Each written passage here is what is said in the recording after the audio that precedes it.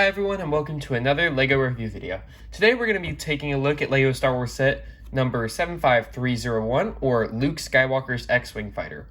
So this set comes with 474 pieces, 4 minifigures. We have Luke Skywalker, Princess Leia, General Dodonna, and R2-D2, and it currently retails for about $50. Looking at the box, it looks amazing. I love how they decided to include the trench run in this, and honestly, the build looks amazing from the box too. I am also noticing some landing gear here. I'm excited to see that. I wonder if it is retractable, so stay tuned to find out. Alright, so let's go ahead and open this box up and build the set inside.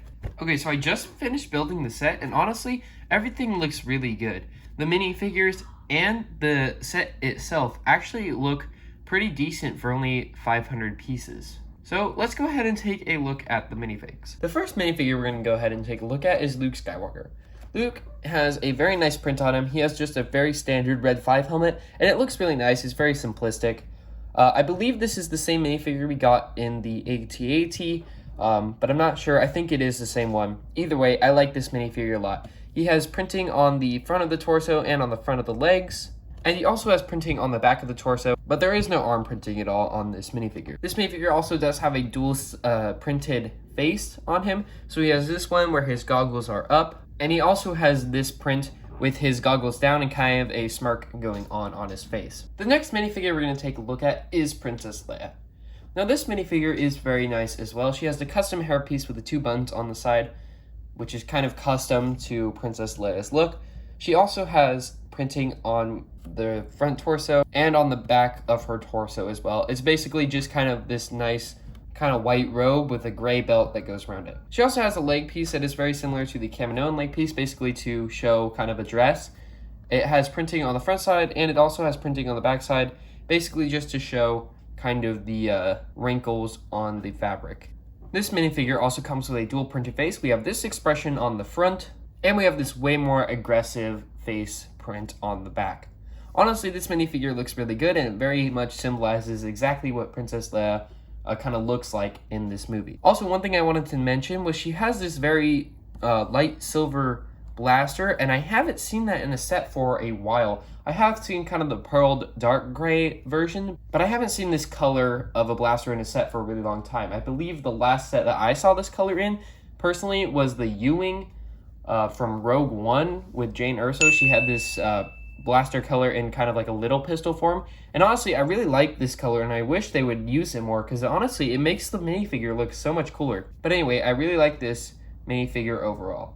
The next minifigure we're going to take a look at is General Dodonna. So this is actually the first set that General Dodonna was released in, and honestly I have to say he's pretty good. He is outfitted like a normal Republic officer, and he also has this little rank pin right here. This minifigure also does come with a dual printed face. We have this one, as well as this more aggressive one.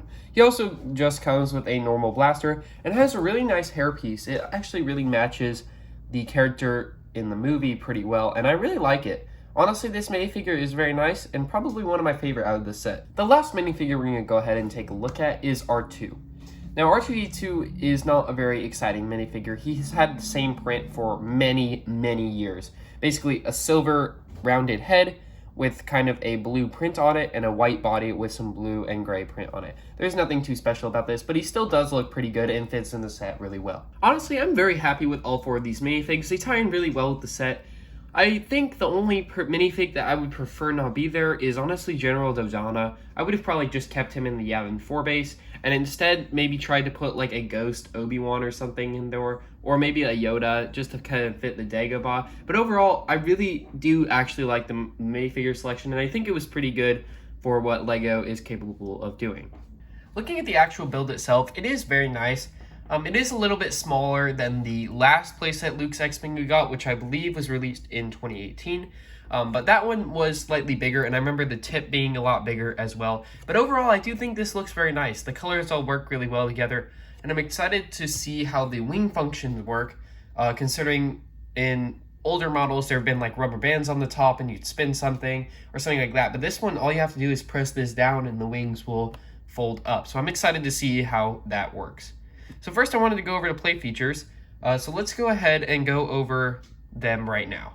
So the first play feature we're going to take a look at is actually in the cockpit. So the cockpit is able to open, and you are able to place a minifigure inside of there. And the minifigures are also able to fit in there comfortably as well, and you can see them through the windshield, which I think is a cool touch, and it really adds to the build itself. Speaking of minifigures, you are also able to place R2-D2 in the top area, so it kind of looks like he's sticking his head out and helping pilot the ship.